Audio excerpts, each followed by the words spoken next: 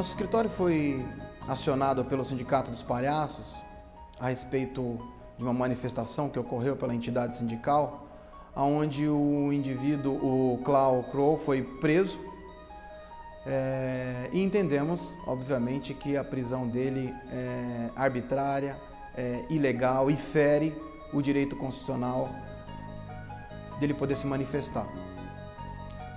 Fui até a delegacia conversar com ele, pois ele foi preso em flagrante, mas imediatamente nós já tomamos as medidas cabíveis no que tange a impetrar uma ordem de habeas corpus para que fosse relaxado a prisão em flagrante do indivíduo Clau, o que foi autorizado pela autoridade judiciária e ele agora se encontra em liberdade.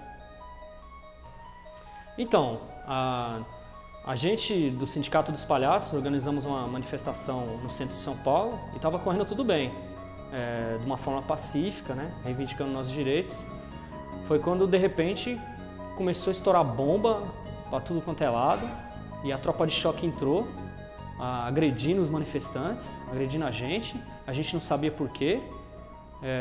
Quando eu olhei para o lado, eles estavam prendendo um dos nossos integrantes, o Clau, e levando para a viatura, à força, né, de uma forma arbitrária. Foi aí que a gente chegou lá e foi conversar com o comandante para saber por quê, né, que ele estava prendendo o Clau, sendo que a gente não estava fazendo nada. E eles disseram que aquilo ali era uma baderna. A gente estava arruaçando a cidade e era uma grande palhaçada. E a gente tentou explicar que não, que era nossos direitos, eles não quiseram nem saber, nem deram ouvidos, levaram o Clau preso. Foi aí que a gente decidiu acionar o advogado para ver essa situação, para ver o que ele pode fazer, porque a gente entende que foi uma forma arbitrária a prisão do Clau.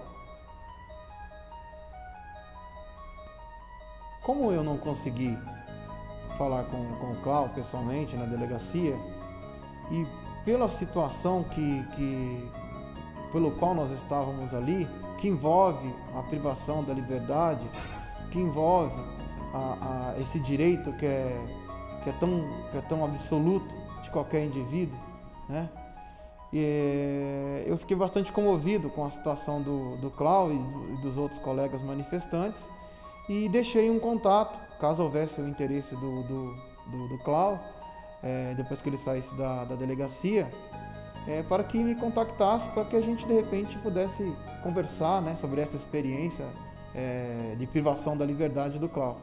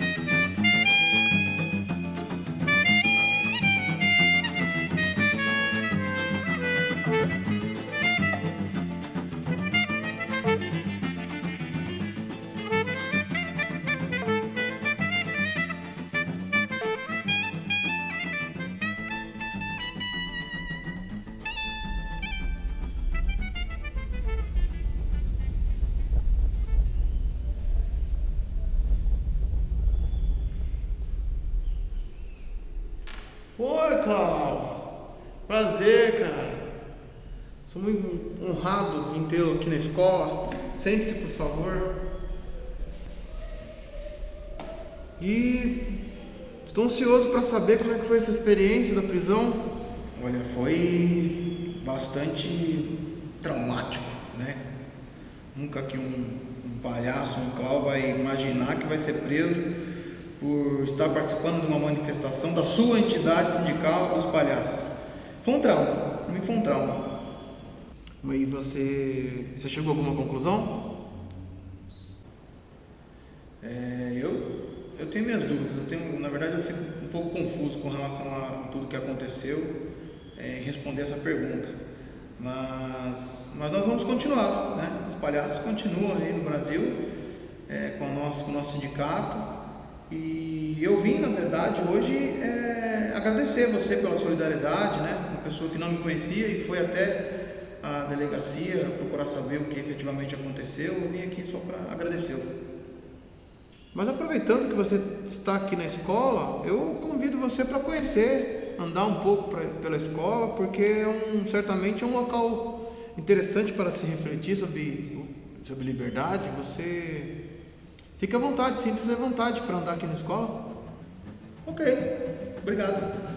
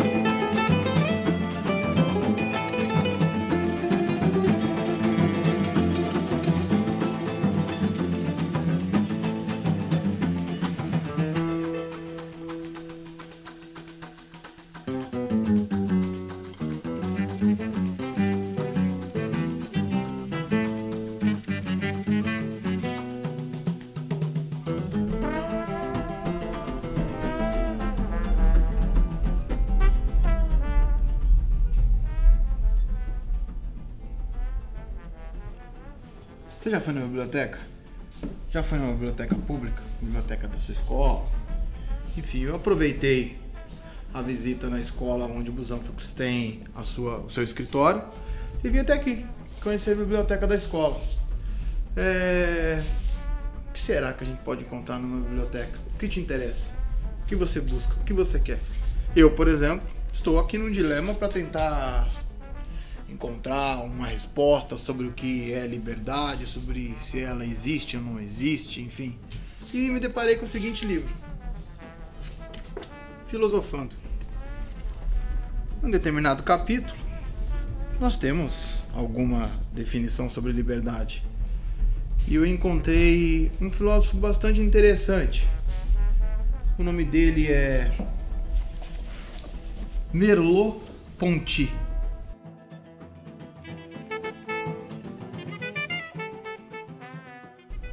O que Ponty tem a nos oferecer com relação à liberdade?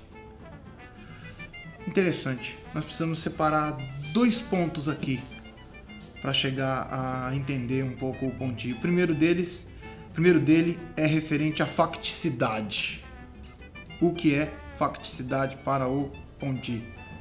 Para o Ponty, nós nascemos no mundo e também para o mundo.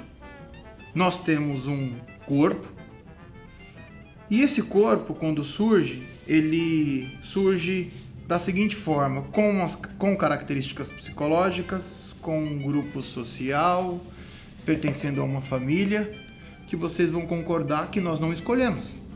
São coisas que estão fora da nossa escolha.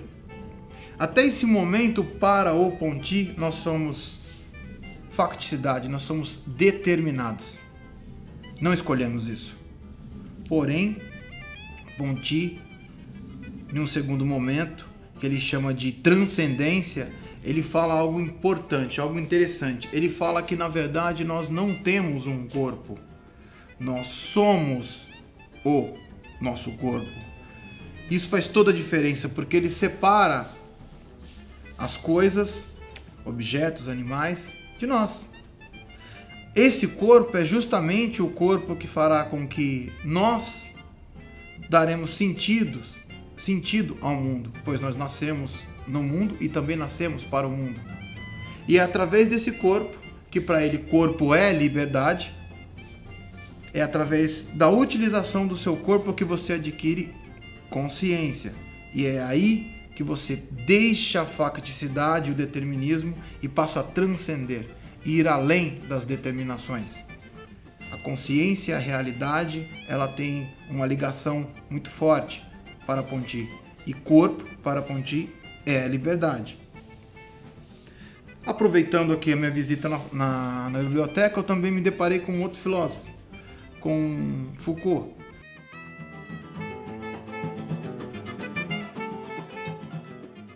Em um dos seus livros mais conhecidos, Vigiar e Punir, ele coloca o corpo num papel importante ao longo da história da humanidade. Até o século XVIII, por exemplo, as formas de punição para o indivíduo que cometia um determinado delito, qual era? A punição do corpo. Então, alguém que furtou tinha sua mão cortada, alguém que matou o pai ou matou a mãe era levado em praça pública e torturado até a morte. Então, o corpo sofria a punição.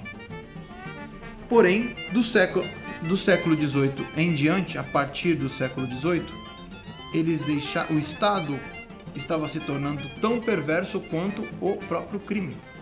E aí passou-se a deixar de punir o corpo, retirando do indivíduo justamente o quê?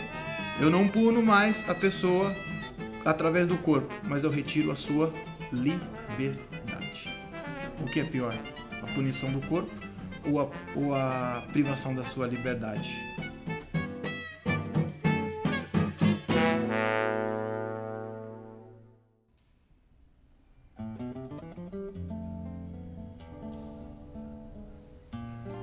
Eu estive pensando, será que nós somos efetivamente livres? Será que a liberdade ela não é uma ilusão? O Clau, certamente, ele não sabe disso. Mas existe na filosofia uma corrente de pensamento chamada determinismo. E a título de exemplo, eu gostaria de usar o nome de um filósofo chamado David Hume.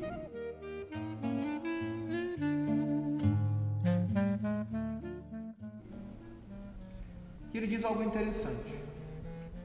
Ele fala que nós não somos livres porque todas as nossas ações já são pré-determinadas. E o que isso quer dizer? Hume vai concluir que Clau não é livre. Tem algumas questões.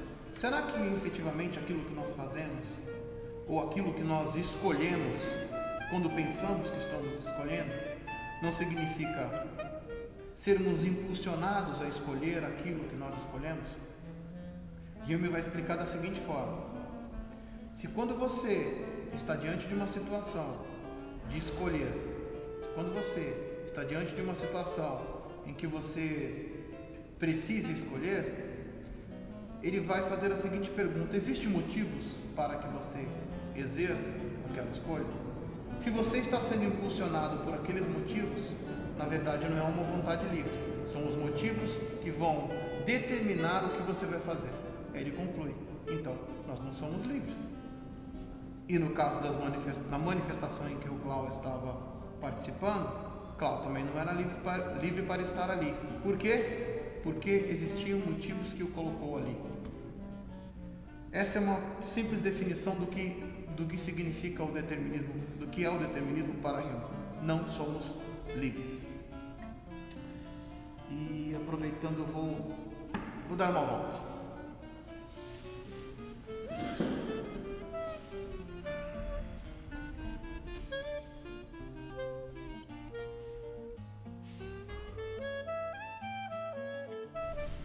Eu agora há pouco falei sobre determinismo, que entende que nós não somos livres, mas existe também o contraponto, porque essa questão da liberdade é um dilema na filosofia. Uns entendem que nós somos livres, outros não, mas é interessante que a gente procure saber sobre o que efetivamente é a essência. Tudo tem uma essência, em se tratando de coisas, em se tratando de objetos. Então, um relógio tem a sua essência, uma caneta tem a sua essência, um caderno tem a sua essência. Mas o que é a essência? A essência nada mais é do que aquilo que, se eu retiro do ser, se eu retiro da coisa e do objeto, ele deixa de ser. Por exemplo, qual é a essência de uma caneta? A essência de uma caneta é escrever. Se você retira essa essência dela, essa virtude, eu diria, dela, ela deixa de ser caneta. Qual a essência de um perfume? Justamente aquele cheiro peculiar daquele perfume. Se você retira o cheiro dele, ele deixa de ser aquele perfume. Mas em se tratando do ser humano, será que o ser humano possui uma essência? Alguns filósofos entendem que não. Principalmente aqueles que defendem que nós somos livres. Eles entendem que não existe uma natureza humana, o que existe é uma realidade humana. Alguns filósofos vão dizer o seguinte, que a existência precede a essência. Na verdade, um filósofo vai dizer que a existência precede a essência. O que isso quer dizer? Ou quem disse isso? Um filósofo francês chamado Jean-Paul Sartre.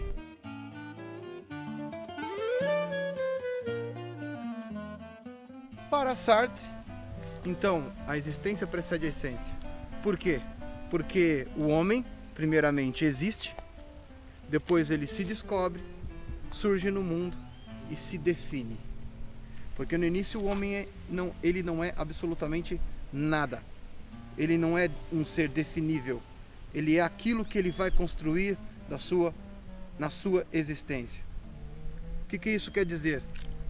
Então, é justamente aí o ponto principal de Sartre, quando ele coloca que não existe uma essência humana, existe uma realidade humana, porque ele separa o indivíduo, o homem, o ser humano das coisas. As coisas, os objetos possuem uma essência.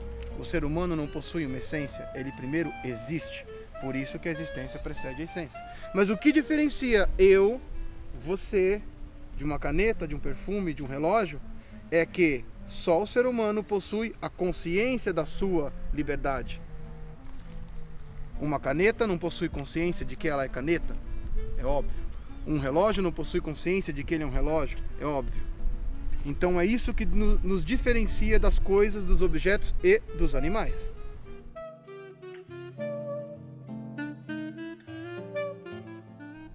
Como não existe uma existência humana que oriente o indivíduo sobre o que ele deve fazer, o homem acaba se deparando com um grande dilema.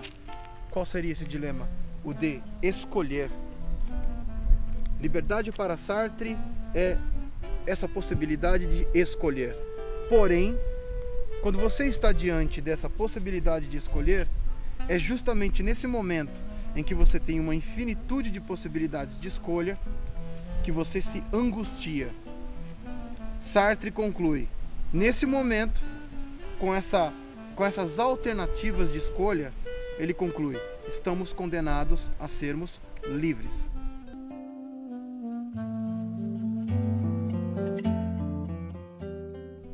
Por quê? Com essa infinitude de escolhas, o homem não tem como escapar disso, ele tem que escolher, e ele se angustia. Nessa angústia, durante essa angústia, Sartre também conclui, existe aqueles que agem de má fé. Por quê? Má fé para Sartre, diferentemente do que alguns pensam, é aquele que finge escolher. O indivíduo que finge que escolhe é aquele que age por má fé, porque ele prefere não escolher a liberdade. É o auto-engano.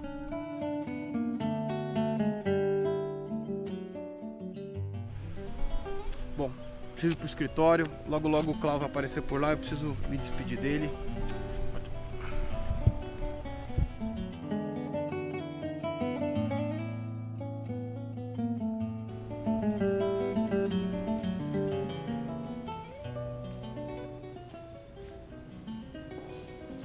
Oi, Cláudio. E me conte como foi essa sua visita na escola. Deu para conhecer nossas dependências, nossa biblioteca. Nós temos uma biblioteca bastante interessante. Conte, gostou? Escola grande, uma escola extensa, nunca tinha conhecido uma escola tão grande assim, tem até campo de futebol aqui. Mas eu conheci a biblioteca também, gostei, me deparei com alguns livros, alguns pensadores que me fizeram sim refletir sobre esse assunto, né? Liberdade. E eu espero poder voltar na medida do possível. Quem sabe um dia eu não retorne para a gente bater um papo sobre outros assuntos, né? Espero e fico feliz por saber que de uma certa forma você refletiu sobre tudo o que aconteceu, né? Sobre esse tema que é a liberdade, que é importante e interessante para toda a humanidade, mas eu gostaria de deixar as portas da escola abertas para qualquer momento que você precisar falar comigo, você pode nos visitar. Um grande abraço para vocês.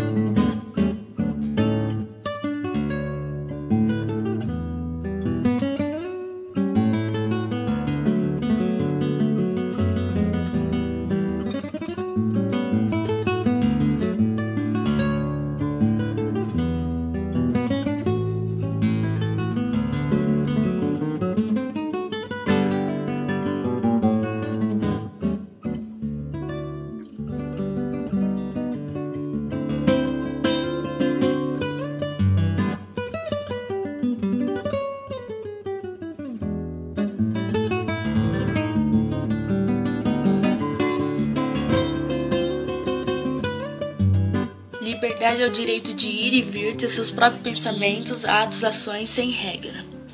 Não. Cada escolha tem uma ação e cada ação tem sua consequência.